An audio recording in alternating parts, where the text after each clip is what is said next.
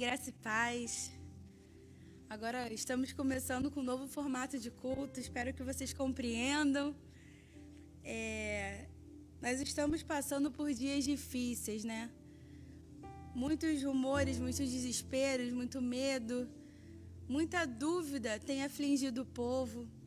E muitos outros grupos de pessoas têm sentido sentimentos, têm passado por dor, têm passado por tanta insegurança, muitas das vezes até medo da morte. Mas nós, como igreja, estamos aqui para falar de vida. A gente quer falar com você sobre o autor da vida, sobre aquele que deu a vida por você. Amém? Então, essa noite você vai ter um momento de paz, um momento de descanso, em nome de Jesus. E eu quero te convidar a abrir a sua Bíblia lá em Isaías, no capítulo 53, a partir do versículo 31. Eu vou aguardar você abrir a tua Bíblia. Não esqueça que o nosso pastor Edson vai estar aqui no final, falando um pouco mais com você sobre esse vírus e descansa o teu coração.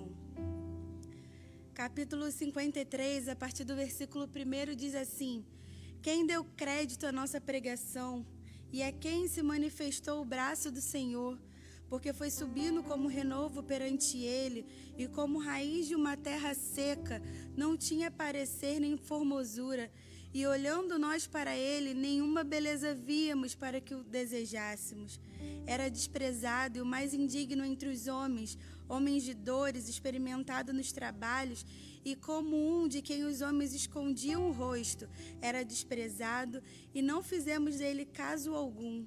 Verdadeiramente ele tomou sobre si as nossas enfermidades e as nossas dores levou sobre si, e nós o reputamos por aflito, ferido de Deus e oprimido. Mas ele foi ferido pelas nossas transgressões e moído pelas nossas iniquidades, e o castigo que nos traz a paz estava sobre ele, e pelas suas pisaduras fomos sarados. Todos nós andávamos desgarrados como ovelhas, cada um se desviava pelo seu caminho, mas o Senhor fez cair sobre ele a iniquidade de nós todos.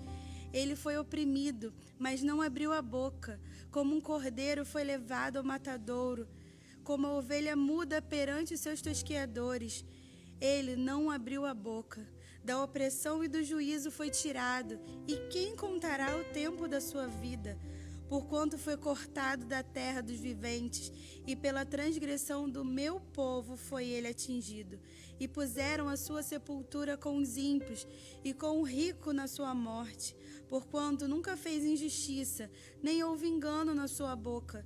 Todavia o Senhor agradou a moê-lo, fazendo-o enfermar.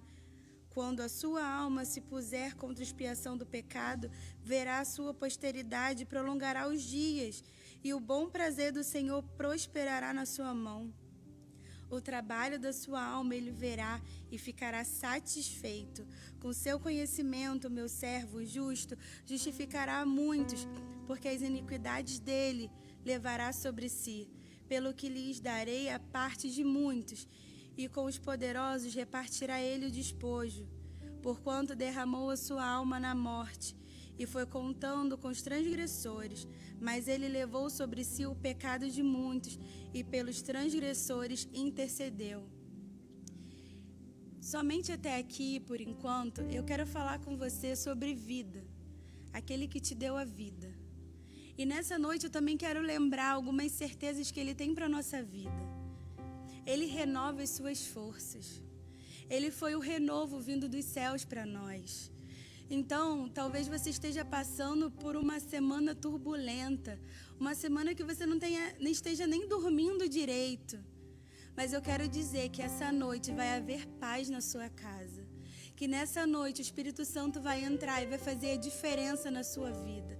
Que os seus olhos sejam abertos nessa noite. Porque o que Ele tem para a sua vida é paz, é alegria. E essa noite eu creio que ela vai ser derramada sobre a tua casa. Ele também tem cura, Ele carregou sobre Ele toda doença, toda enfermidade.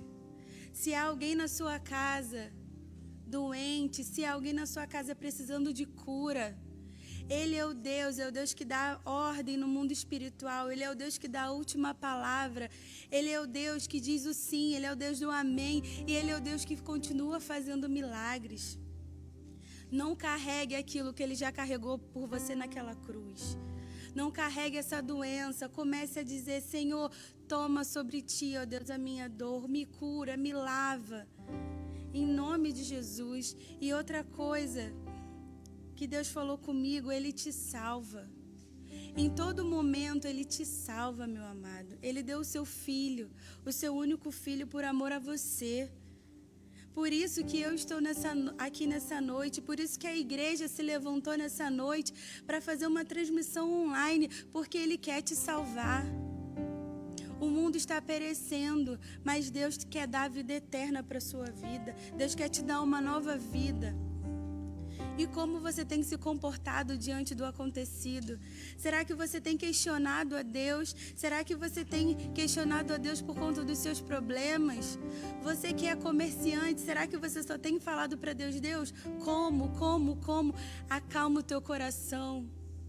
Acalma o teu coração, porque aquele que nunca deixou faltar na tua casa não vai deixar faltar nesse mês, não vai deixar faltar no próximo, porque Ele é quem dá a providência para a tua casa, Ele que dá a provisão. E a partir no versículo 6 até o versículo 9 diz que Ele foi levado mudo.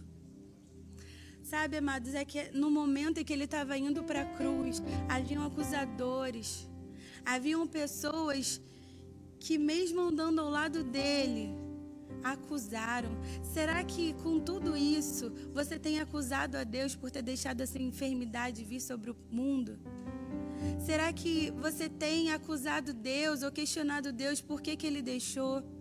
Eu quero que você entenda nessa noite que tudo é permissão do Senhor. Comece a perguntar ao Senhor: como eu posso ajudar? Ao invés de perguntar a Ele o porquê. Se você tem andado com Deus, por que você está achando que Ele perdeu o controle? Ele não perdeu o controle de nada. E por conta disso, Ele foi até o fim. Ele foi até a cruz. Sabe por quê? Porque Ele sabia que ia valer a pena pela minha vida e pela sua vida. E foi exatamente isso. A partir do versículo 10, Ele vai falando que Ele quer olhar para nós e ver o fruto do seu trabalho. Ele quer olhar para a terra e começar a ver os seus filhos, a ver coisas que nós podemos fazer diferente no meio dessa multidão. Quando você vai para a sua rede social, o que você tem compartilhado? Você tem causado mais caos? Ou você tem declarado vida? Você tem declarado cura? Meu amado, esse é o tempo de você pregar. É tempo e fora de tempo, e esse é o tempo de você falar do amor dele, é o tempo de você falar sobre a vida de Deus na tua vida. As pessoas precisam olhar para você e ver a glória do Senhor sobre você. E independente do que você esteja passando, as pessoas precisam ver que você tem um Deus que é maior do que tudo isso. Independente do que você esteja vivendo, você tem que demonstrar para as pessoas que o teu Deus é um Deus de milagres, em nome de Jesus. E eu quero te convidar a abrir lá em Romanos, a partir do capítulo 8.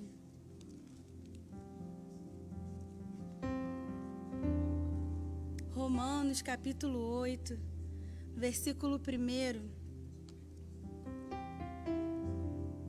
Só lembrando, amados, o nosso pastor vai estar aqui no final da palavra para trazer uma palavra de oferta, para poder explicar um pouco mais como vai ser a dinâmica dos nossos grupos familiares, dos nossos cultos. Deus está no controle de tudo, amém?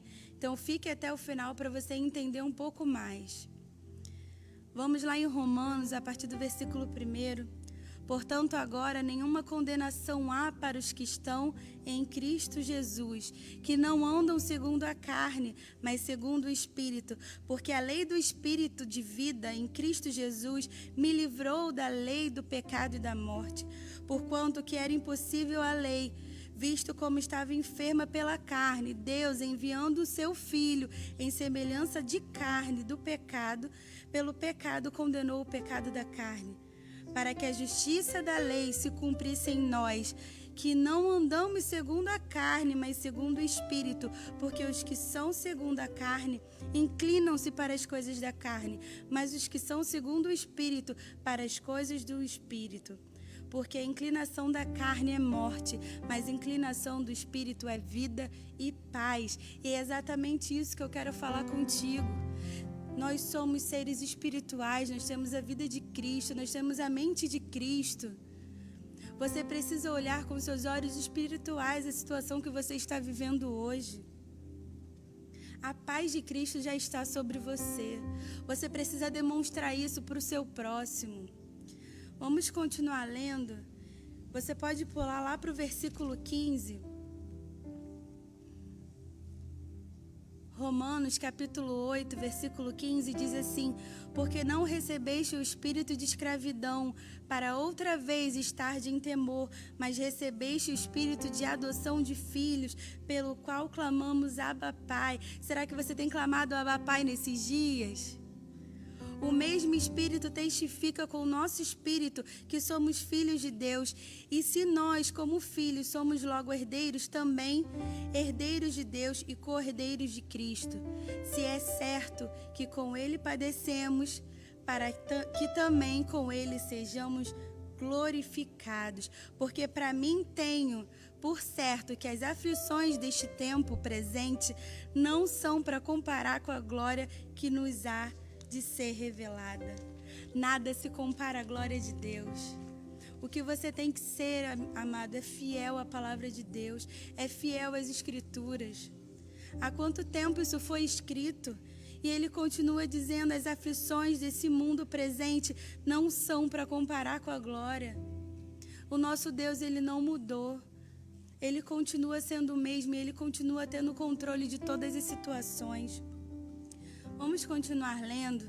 No versículo 19 diz: porque a ardente expectação da criatura espera a manifestação dos filhos de Deus, porque a criação ficou sujeita à vaidade, não por sua vontade, mas por causa do que a sujeitou, na esperança de que também a mesma criatura será libertada da escravidão da corrupção, para a liberdade da glória dos filhos de Deus. Porque sabemos que toda a criação geme e está juntamente com dores de parto até agora. E não só ela, mas nós mesmos, que temos as primícias do Espírito, também gememos em nós mesmos, esperando a adoção, a saber, a redenção do nosso corpo. Porque em esperança somos salvos. Ora, a esperança que se vê não é esperança, porque o que vê, como o esperará? Mas, se esperamos o que não vemos, com paciência o esperamos. E da mesma maneira também o Espírito ajuda as nossas fraquezas, porque não sabemos o que havemos de pedir como convém, mas o mesmo Espírito intercede por nós com gemidos inexprimíveis. E aquele que examina os corações sabe qual é a intenção do Espírito, e é ele que, segundo Deus, intercede pelos santos. E sabemos que todas as coisas contribuem juntamente para o bem daqueles que amam a Deus, daqueles que são chamados por seu decreto. Amado, todas as coisas contribuem para o seu bem. Todas as coisas. Faça a diferença na vida do próximo. Faça a diferença dentro da tua casa. Você, mulher, hoje é um culto para mulheres. Seja sábia. Faça a diferença na tua casa. Traz a calma. Traz a paz de Cristo para dentro do seu lar. Comece a orar, interceder. O Espírito Santo intercede por você. Por mais que você esteja aflita nesse momento, o Senhor sonda e conhece o teu coração. Coloque tudo nas mãos dele. Amém? Eu quero te convidar a ir lá para o versículo 31, que diz: que diremos, pois, essas coisas? Se Deus é por nós, quem será contra nós? Tudo o que acontece é permissão de Deus. Se nessa noite você está sentindo a sua fé abalada, se você está sentindo que algo está fugindo do teu controle, eu quero te convidar a fazer uma aliança com o Senhor novamente, a colocar a sua vida diante dele Ele sabe e conhece teu coração. Vamos lá para o versículo 35 e diz assim: quem nos separará do amor de Cristo? A tribulação ou a angústia, ou a perseguição, ou a fome, ou a nudez, ou o perigo, ou a espada? Como está escrito, por amor de ti somos entregues à morte todos os dias. Fomos reputados como ovelhas para o matadouro, mas em todas essas coisas somos mais do que vencedores por aquele que nos amou.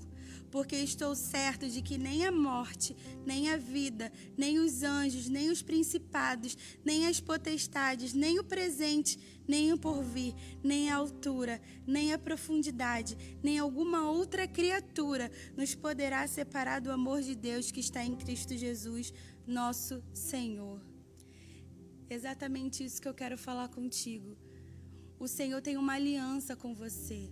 Nada poderá fazer esse amor diminuir. Nada poderá fazer. Então eu quero te convidar nessa noite a entender o momento, a entender tudo que nós estamos passando, mas a entender principalmente que o Senhor não perdeu o controle da sua vida, que tudo que acontece é permissão dEle, tudo que acontece é por amor. Aquele que venceu a morte está contigo. E para finalizar, lá em Filipenses, no capítulo 1, versículo 21, diz assim: porque para mim viver é Cristo e morrer é lucro. Hoje nós estamos muito preocupados com a morte.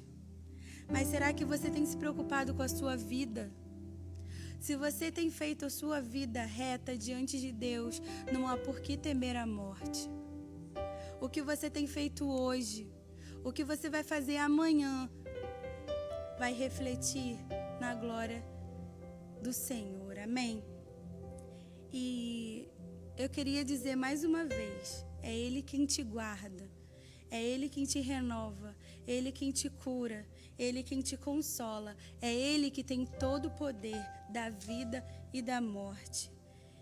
E eu queria cantar um louvor com você, só um trecho de uma música que diz assim: se Deus fizer, Ele é Deus, se não fizer, Ele é Deus, se a porta abrir, Ele é Deus, mas se fechar, continua sendo Deus, se a doença vier, Ele é Deus, se curado eu for, Ele é Deus, se tudo der certo, Ele é Deus, mas se não der, continua sendo Deus. Eu não adoro pelo que Ele faz, eu adoro pelo que Ele é. Haja o que houver, sempre será Deus. Que Ele continue sendo Deus na sua vida, amém?